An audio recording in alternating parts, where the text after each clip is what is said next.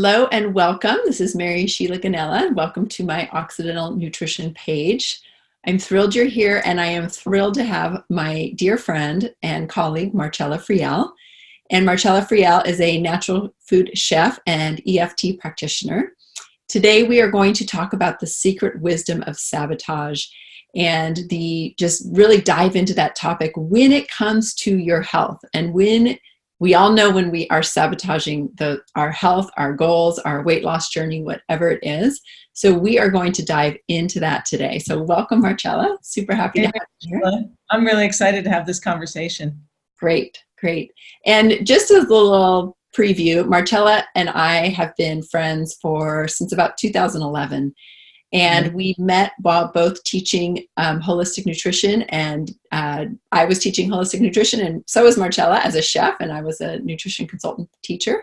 And we have remained friends and have been working together for quite a few years now. And I bring forward more the physical and the nutritional piece, while Marcella has really dove into the emotional piece when it comes to healing your relationship with food. Yeah. Great. Yes. Yeah. So I'm really happy to have you here. And, one of the things I just want to share right off the bat is you have written a book about this. So this is something that you're very passionate about, called Tap, Taste, Heal. Which is using emotional freedom technique to eat joyfully and love your body. So tell us just a little bit about that journey of writing your book. Oh, yeah. Well, actually, The Secret Wisdom of Sabotage is a really important piece of this journey. And in fact, chapter 4 of this book talks all about the secret wisdom of sabotage. This book is a book about the tool of emotional freedom techniques, which is the main tool that I use in my work with my clients. So some of you who are listening might know emotional freedom techniques by the term tapping or meridian tapping. It goes by several different names, EFT. And what tapping is a form of emotional acupuncture. So what you do when you're tapping is you fingertip tap on points that are at or near the ends of certain acupuncture meridians while you are recollecting a distressful situation. So let's say you have food cravings, which none of us ever have, right? You never have them, I never have them. But let's say you're craving, ice cream or something. You can put the ice cream right in front of you and just say, even though I'm craving this ice cream, I deeply love and accept myself. And what the tapping will do is it downregulates the limbic system of the brain where the distress of the craving is stored. So it kind of pops it open and just releases it. And that's kind of a very short, concise version of what tapping is. But Mary Sheila, you know from our work together in the Women, Food and Forgiveness Academy, the program that Mary Sheila and I teach together. I mean, you have seen the miraculous results that some of our clients together have gotten, where they've been able to release cravings without really any, any problem. There's no more question of willpower involved. They've been able to release excess weight from their bodies, and most importantly, really been able to heal the root level, most distressing traumas and conflicting negative self-limiting beliefs that have caused them to harm themselves with food. So this does have to do with the secret wisdom of sabotage, which I imagine we'll get back around to, but I wonder if there's anything I needed to add to that. No, I think that really is great to talk about the book in that way. And just I think too, one of the things I really like about the book is you really look at so many of the maybe myths around what we should do when it comes to eating, or what we have been told, or the journey. Because for both of us, when we have a new client, they're never approaching our work they never come to us brand new, not having tried a lot of different things. And so I really appreciate in your book how you really speak to a lot of the journey that they've been on, and that it's it's okay that they haven't figured it out, because it hasn't always been a complete journey that they've been able to figure out. Yeah, thank you for that. That's a really good point. The first chapter in this book, after I do a whole introduction of tapping, is called You Haven't Failed, Your Diets Have Failed You. So yeah, speaking of conflicting information, you know, we hear all over the place that, you know, if you want to lose weight, if you want to heal your food behaviors, it's just a matter of like buckling down your willpower, right? And just deciding. And if you slip or go off the wagon, you know, or if you have tremendous willpower and it still doesn't work, that there must be something wrong with you. And that's not true. And Mary Sheila and I mean, you know, we could have a conversation for hours about why dieting doesn't work. There's so many reasons why dieting doesn't work. So in the beginning of this book, I begin with that, like just laying out why dieting doesn't work. And then talking about the secret wisdom of sabotage, which is the following chapter, which is also a mini course that I offer on my website, marcellafriel.com. You know, what is that process that we get into where we're doing really well, we feel like we're making progress, we're beginning to lose the weight, people start to say, wow, you look great, what are you doing? You know, we begin to move in the direction where we want to be going, and then for reasons that are completely baffling, inexplicable, we go off the rails. We revert back to some of the very behaviors that we wanted to liberate ourselves from to begin with. So what I propose in chapter 4 of this book and in my mini course on my website is that there's actually a wisdom. There's a wisdom behind that behavior, which I can say a little bit more about in just a bit. Yeah. Why don't Yeah. you just say it now? Why not just say it now? Okay. Well, actually,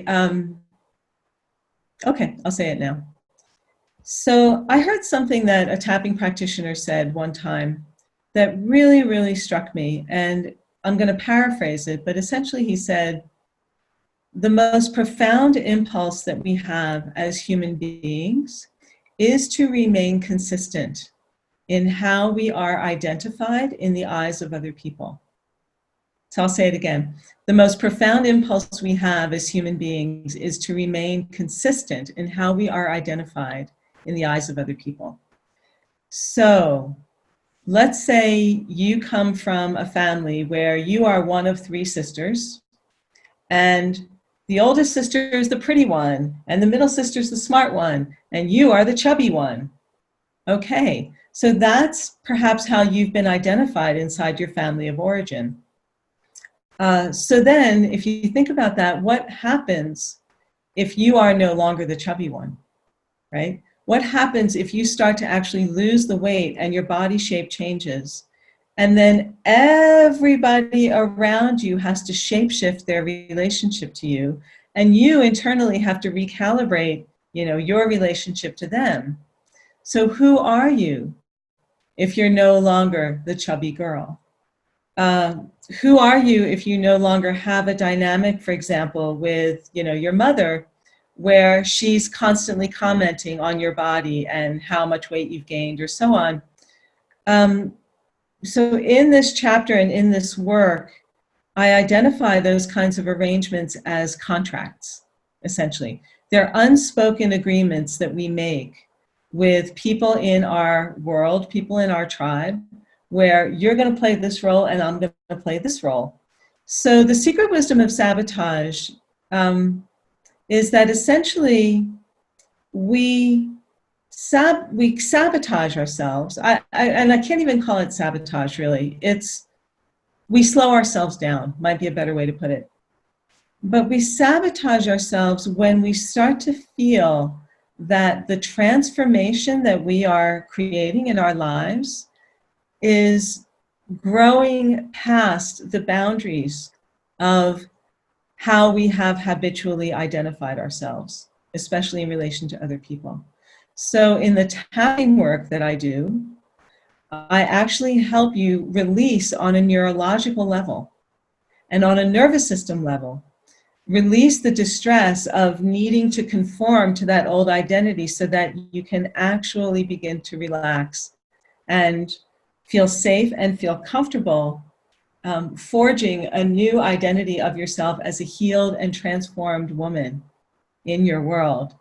And Mary Sheila, I know, again, you and I have had so many conversations about this, that there's a whole hormonal component to why it is that, we start to feel good, we start to feel better, and then we sort of, we go back. So like, what do you see from your perspective on that? Yeah, I mean, when somebody approaches or is just in that place that you described, and there is perhaps some trauma and unresolved issues, especially from childhood or even more recent stuff, or we're under a great deal of stress, right? Which another piece of that is the stress eating. That is going to play and have an effect on our internal rhythm of hormones. So when that rhythm starts to, let me say one other thing is just even the diets that maybe you've been on can also be a lot of stress on the hormonal system, the endocrine system, all the glands. I call your first responders. Your first responders are your hormonal system that's keeping you balanced. So when those are out of whack in a sense, and you're kind of in a more of a stress place or a trauma place or pleasing other people and not always listening to your own rhythms, that makes it hard for the body to get into a space where it can be calm, it can be more relaxed, even we could sleep better. We don't have as many cravings.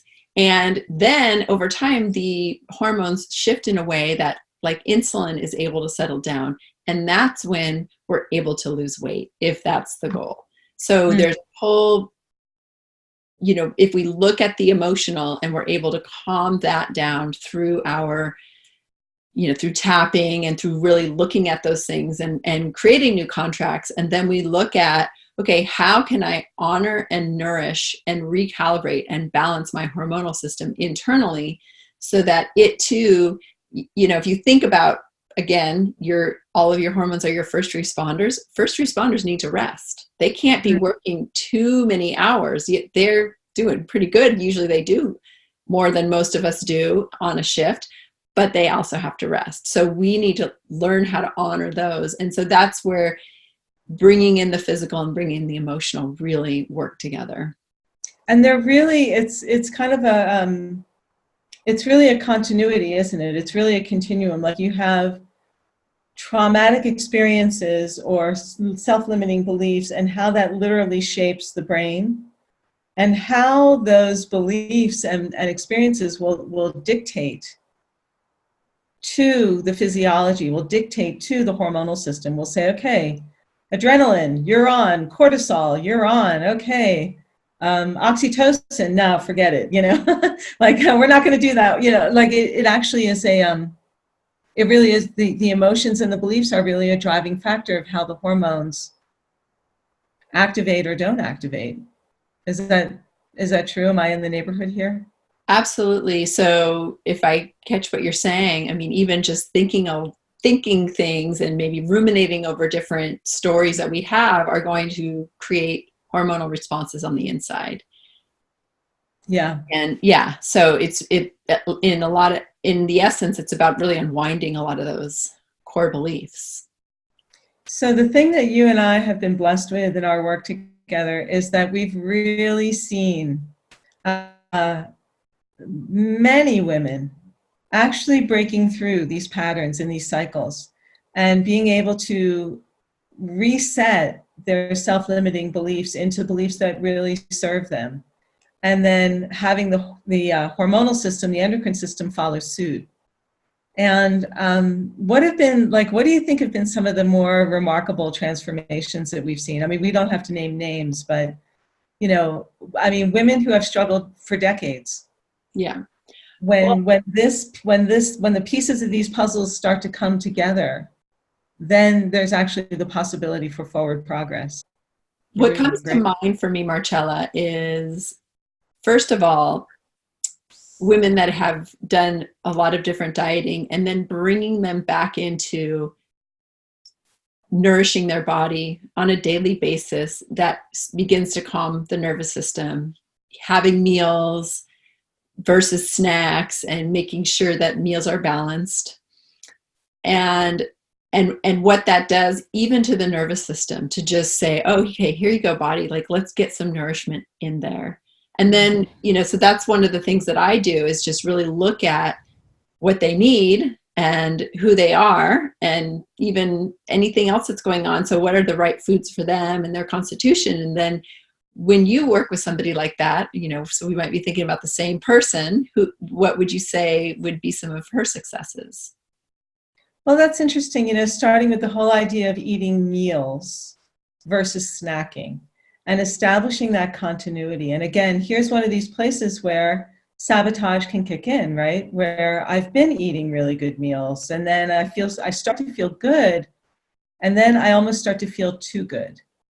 And I can't quite handle feeling too good, and then I have to sort of backpedal and go back to my snacking. And I don't, it's totally baffling. Like, I don't get why I'm doing this. So yeah, in some of the women that you and I have worked with, Mary Sheila, working with those patterns on a more emotional level and at the level of beliefs, there might be certain beliefs in the way, like, I have to take care of everybody else before I take care of myself. Or if I take care of myself, I'm being selfish. Or, even deeper than that, I am not worth taking care of. So if you really juxtapose, like, the belief that, I'm not worthy with the behavior of eating regular meals and having regular nourishment, it's just a matter of time until there's a collision, until it breaks down, it doesn't work. So, what I've seen in our work together, Mary Sheila, is that when we've been able to begin to open up and really question that belief, is it true that I'm not worthy? Where does that belief come from? And then really addressing at the root level where that belief got planted to begin with, because like babies don't come into the world saying, oh, I'm not worthy, right? It's something that happens somewhere along the line.